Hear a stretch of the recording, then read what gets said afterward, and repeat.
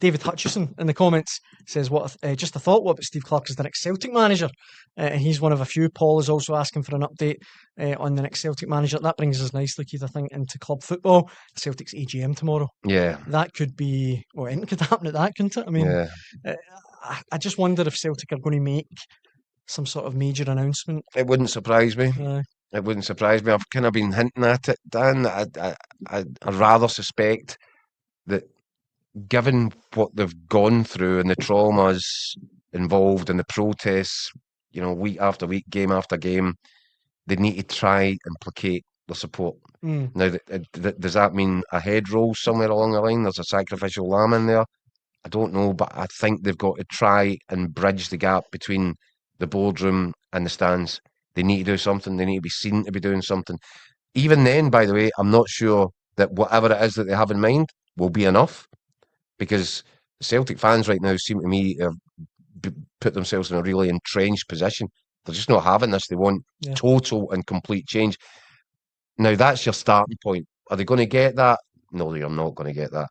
So at what point do they say, well, that's good enough? If he goes and he moves to the side, and if Martin O'Neill all of a sudden is presented as, a guy with a position. Do you mean does that bomb-proof the rest of the board if Martin O'Neill comes in? So you mean on the board, like a possibly kind of a figurehead? Almost. Possibly. Aye, that's interesting. I'd listen. I'm speculating. Aye, of course, aye. But stranger things have happened. Kinda speculating. You hear stuff now. It's not confirmed. Far from it. Be fascinated to see what does happen. But I'm throwing it out there.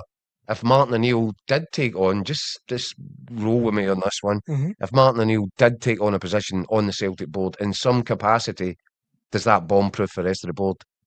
Do the Celtic fans then take a big step back? I don't think so, personally. How do you sack the board if Martin O'Neill's on the board? No, I think Celtic fans would see through that.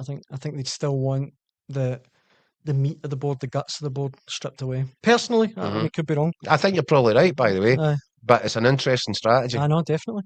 I definitely think, and again... And by the way, it was done at Rangers, wasn't it? When Charles Green put Walter Smith in as chairman. And the Rangers fans, obviously, they were never going to turn on Walter. Walter Smith only took that job, by the way, because he wanted to be on the inside. He cared so much about to see how bad it was. And I think he thought that if he saw stuff that he was really concerned with, he could blow the whistle on it.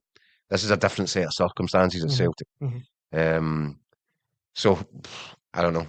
I do feel that there's, based on, again, nothing, I do think there's going to be something tomorrow. This isn't going to be... They need to pull a rabbit out of that. It's not going to be your run-of-the-mill EGM.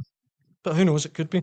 Are you surprised that Wilfred Nancy, or whoever the next manager is, isn't in place for this? Well, I think they need to give some answers on that for a kick-off. Yeah. Where are we with this? Yeah.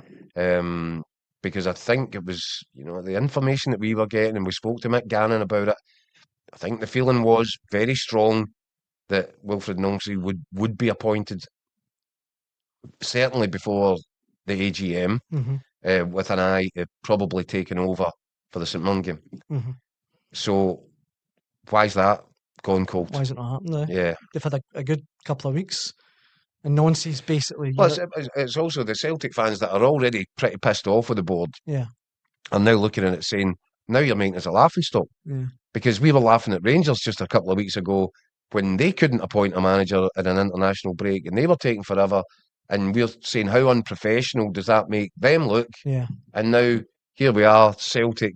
We're doing the same thing. We're falling into the same trap. And by the way, let's not forget, there's a title race on. No. It's not as if Celtic are sitting at the top of the league, happily looking down upon all the rest. They've got to catch Hearts.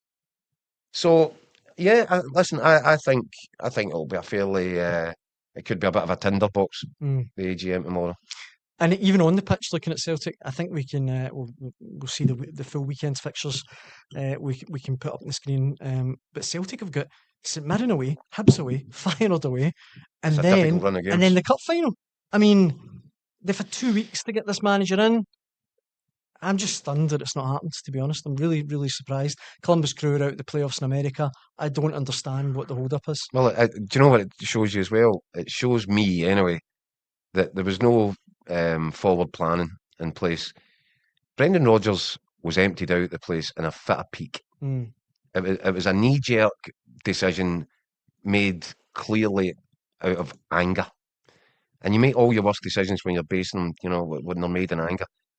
The statement that was released, which accompanied the Brendan's decision to resign, tells you everything you need to know. That was sheer malice. It was anger. It was all the wrong emotions. It wasn't cleverly thought out. You know, even if you've decided, I want this guy gone, well, keep him until such times as you've got the next man ready to, you know, the next man at the taxi rank is ready to get in the back of your car. So this has been really badly handled, and it adds a bit of fuel to the fire in terms of the Celtic fans saying this board is not good enough, it's not functioning properly. They're correct, it's not. Yeah. In the comments that are coming in, Sean says it's just my opinion, but I think Nonce will be inside a year on his contract soon, saving the board money and compensation. Crazy if so. I've seen that a lot of fans are speculating that if there's a certain date where it will cost Celtic less than compensation.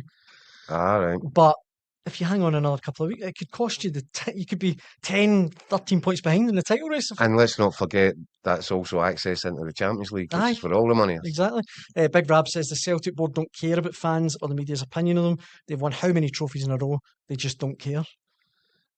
I mean, I think there probably is an element of that. They listen.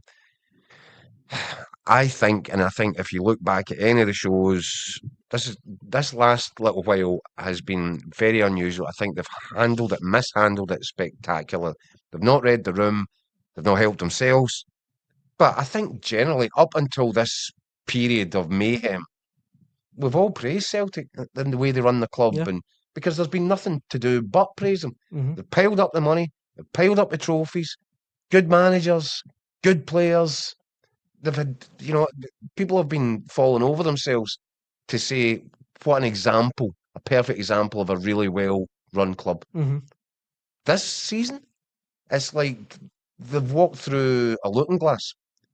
They've gone upside down. Aye. They don't even resemble themselves anymore. It's quite a sight.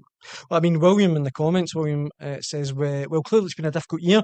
It just seems strange to me that a board who's guided us to 13 of the last 14 titles, 4 trebles and a couple of doubles, I'm not sure a board anywhere else would be under such pressure. And I think that's... And there's an element of entitlement about that, because when you're as successful as Celtic have been over this period of absolute domestic dominance, then the fans... You know, I think it's a ludicrous state of affairs, but it is what it is, that Celtic fans will begin every season now thinking a treble is par. As par, aye. That's mad, aye. And that's where it is. Aye. That's how successful Celtic have been. That's how well run the club has been. That's how, you know, good the managerial appointments have been. That's where Celtic are. And that's almost unsustainable.